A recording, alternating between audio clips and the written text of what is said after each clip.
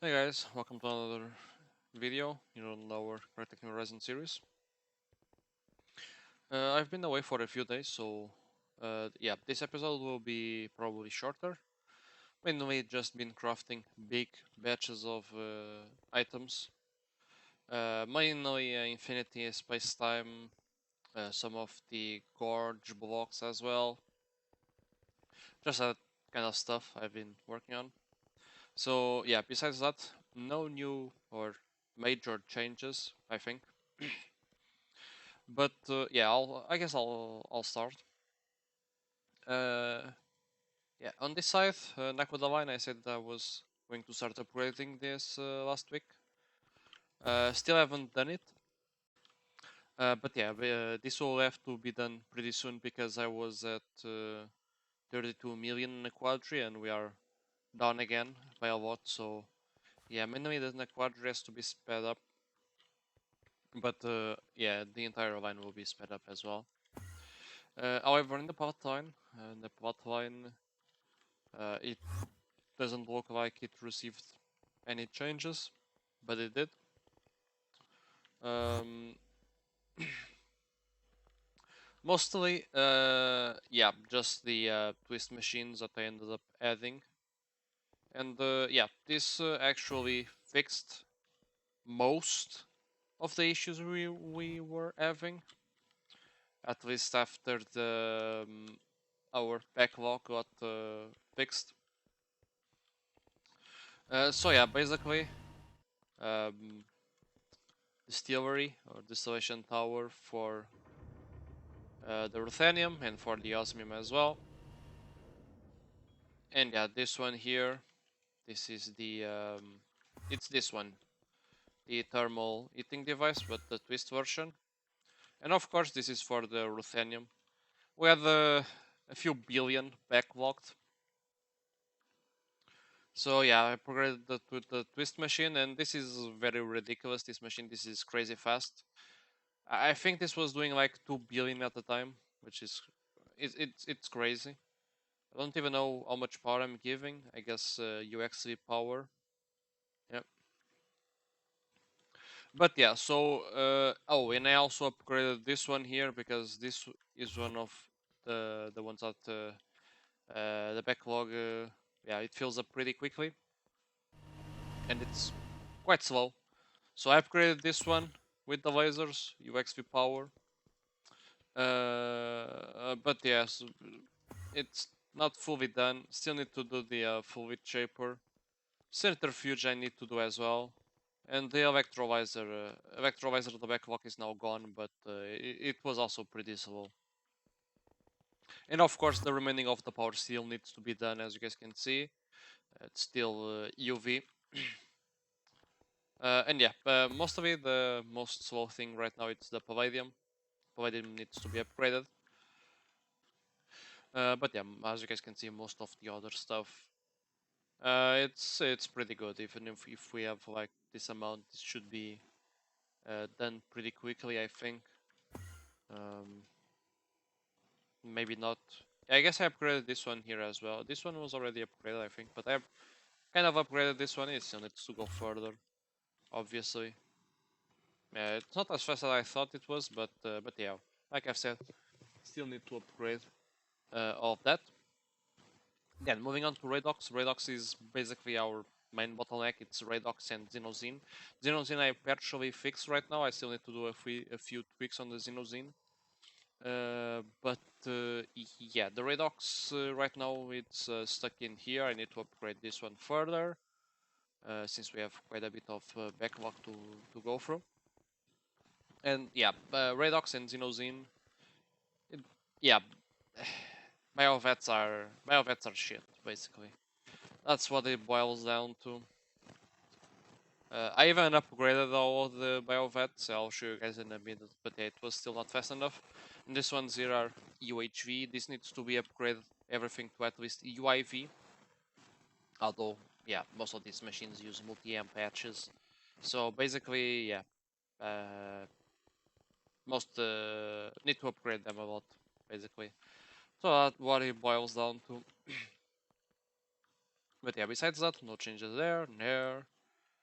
In here, I think I actually did some stuff. I was doing some recipes here still, but I moved them downstairs. Finally, done that. In here, I added the new. I still need to do the tanks. I'll probably just build them all at once and start creating them. There's a bunch of stuff that I need to move to the yacht tanks. But yeah, it's much easier to just get a fluid cell and chuck it in the drive than to build a yacht tank.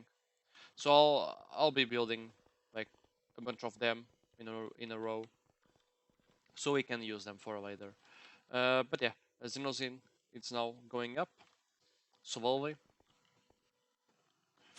And I also got tier 6 fluid cells. I don't think I'll ever manage to fill up a tier 5. Um, I mean, maybe hydrogen I'll be able to fill up, but or distilled water.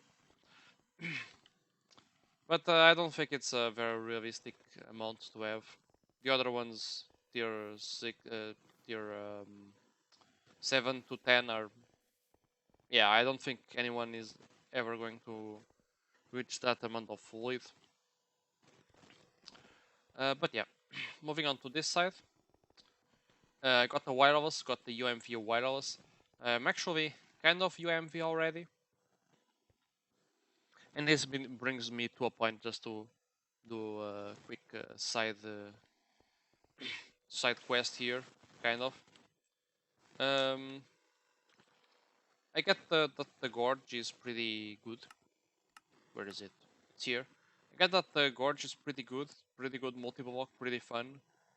But I don't feel like this is required for progression at all, because new MV, of course, it's not marked here yet, but I already have this.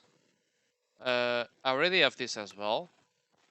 I have this. I have this stuff here. I have this.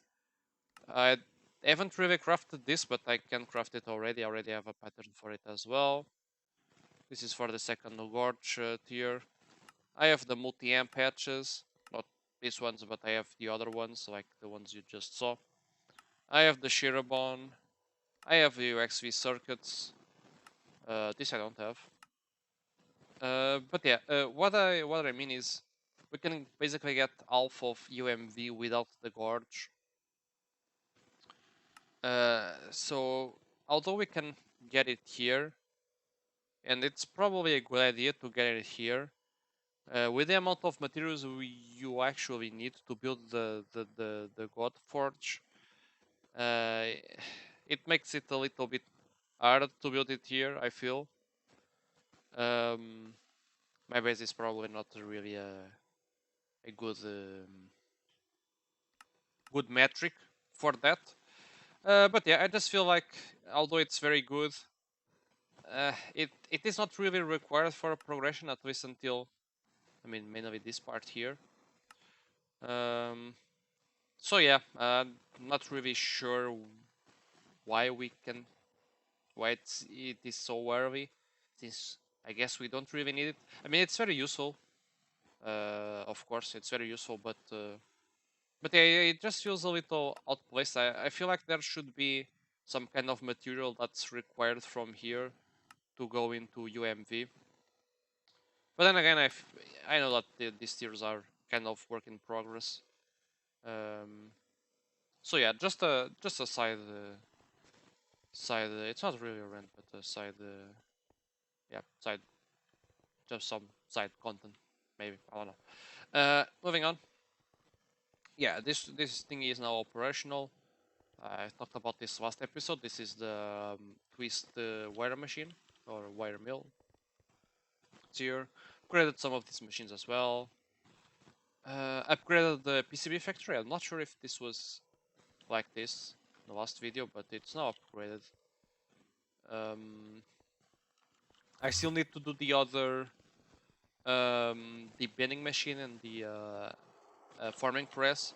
I was going to build them here, but I don't really have space, because yeah, I was checking this out, but this actually goes straight into here. So yeah, basically it would, yeah, come down this way, and that wouldn't work. So I need to find a new spot for them both. Since this is a very large machine, it's kind of difficult to place it in a good place. It feels weird, but I will go with that. But yeah, I need to find a good spot to place that. But yeah, moving on. Let's see. Downstairs, no changes. No there. Let's see. I upgraded these pumps to tier 2, like I've mentioned. I already crafted, or I'm going to craft these 3 here. Oh, and also I don't know if I mentioned this, but I upgraded the space elevator to the larger one. I was mostly going to add another miner here. But yeah, I ended up not doing it yet. I even upgraded our quantum computer. It's now producing more computation just so that we can handle another miner. But yeah, some of this stuff I'm just a bit lazy to do, especially when it's to do more of the same, as you guys know. I hate repeating the same task over and over again. That's why I don't really. The thing that I hate the most about this spec is the machine spam. I really despise the machine spam, and that's why just I just installed Twist to help alleviate with the machine spam, because yeah, machine spam is yeah, it's pretty bad. But yeah, most of this stuff it's going. We talked about that. Oh, and I also, another thing that I don't think I mentioned last week. I don't think it was here last week. It's this ICD for the mutative living soldier. This isn't really automated yet, as you guys can see, since this requires auto crafting of the biocells, which we can have. But yeah, this can go up to 20 million for 100 seconds, so it's not bad. It's running max power. So yeah, I'd say it's pretty good for what it does, at least. But yeah, I upgraded this one. This is the one that's currently used for auto crafting. I should probably switch them around. It's kind of dumb to have this one for auto crafting when we have the other one. Okay, moving on. I guess we can talk about the compacts now. We finally have the compact Mark 5 going for auto crafting.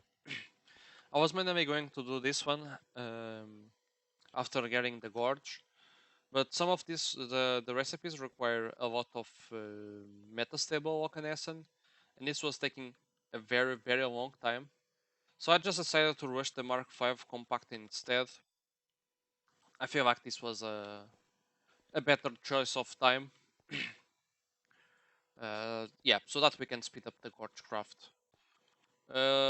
And I think I talked about this in the last episode, but I upgraded the compact that we are using for calcium plasma, since this is one of the slower recipes, to the Mark 4. But I'm pretty sure I already talked about this last week. Also, as you guys might have noticed, these ones are using all wireless etches. So yeah, this is just so I don't have to run cables. Because of what was happening, I talked about the etches. The 16 etches that we have on the outside weren't enough, even with the Compact Mark IV. Some recipes, yeah, when we had all the parallels going, the 16 outer etches were not enough, so I had to run some cables to these etches here. And I didn't really like how that looked, so I just went for the wireless. It's not that expensive, just yeah, sheer one is kind of annoying to get, but yeah, Compact Mark 5 will ease that a little bit at least. Moving on. I've already talked about this Nanoforge Tier 3. I'm pretty sure this was in last week.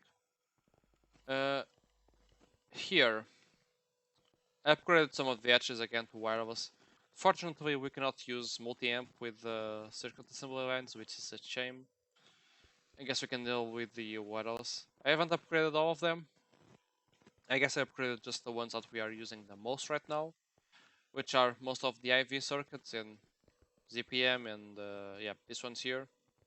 Upgraded the HV ones because of the Vapetrons, I think, and upgraded these ones here, which are of course the BIOS, and the opticals are these four. I don't remember if I mentioned this last week, but I added two more, or in this case four more assembly lines for the optical processors.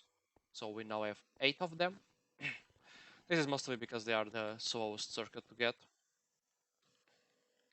And yeah, I need to invest in the Miracle Top, which is basically twists twists if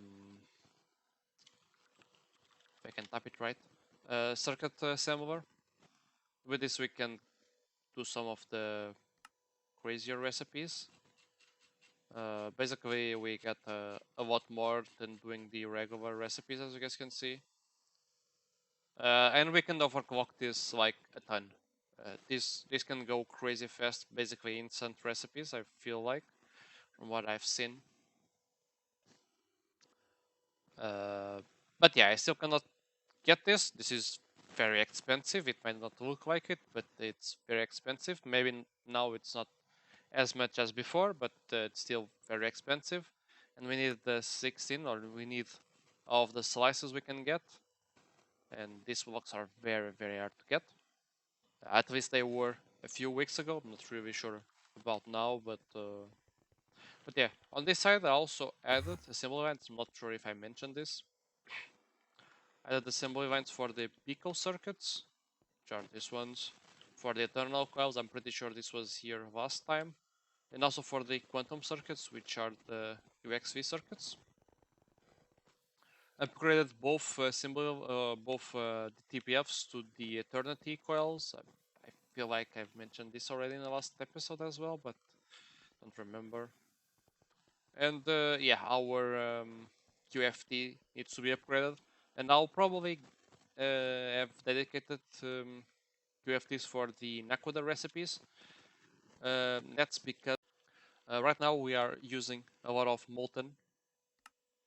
Oh, okay, so we're back here. So not really sure what happened. The server definitely crashed. But yeah, I was talking about the Nakoda situation, getting multiple QFTs for that. And the reason that we is that we are using a lot of molten Nakoda, and it's quite bottlenecking our EBF. So if we can get my plan is to do this recipe here with the inert Nakoda, and this we can get with the QFT. So thinking about doing this recipe, so we can get a lot of molten Nakoda this way, and yeah, that's probably the best we can do. Uh, at least until we don't have the gorge. I think the gorge is pretty soon. I I still need to craft a few hundred blocks more. Need like 1,000 more of these. I need these ones. I have these ones already. I have these ones already. Crafting these ones now. I'm missing these ones and these ones basically, and a little bit more of this. But at least these ones I think we can already craft. Oh, we don't have tier 2 water. Okay, that's something we need to to make sure we have. I'm still not sure why. Oh, that's actually the first time this crashed. What the fuck? Never seen this crash. Never seen this crash. Are the other ones okay? Feels like it. Um. Yeah, we should be good. Okay, this one is filling up. Okay, we can turn off this one. We just need to make sure we run this one for a while. Not sure what happened, but yeah. Moving on with the stuff that's important. Upgraded our assembly line to the UMV component assembly line casings. So yeah, UIV and UMV are pretty easy to get now. I decided to skip the UIV ones, mostly for two reasons. The extended X not text. The transcendent metal. That's what I meant. Transcendent metal was taking a very long time to craft. As you guys know, it's a pretty slow uh, recipe time. It's in the EBF, and also because second reason, I feel like we don't really need that many UIV components. At least that's what I feel like. So I just decided to skip and go straight for the UMV ones. These use space time, which is I feel like it's easier to get with the DTPFs than the UIV Transcendent Metal with EBF. That's what I feel like at least. But yeah, these ones have been pumping a lot. Lots of recipes to go through.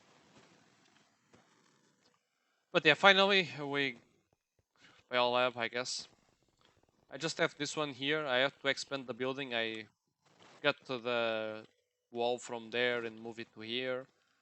So yeah, they are all marked. We are going to be replacing all of them with the twist biosphere.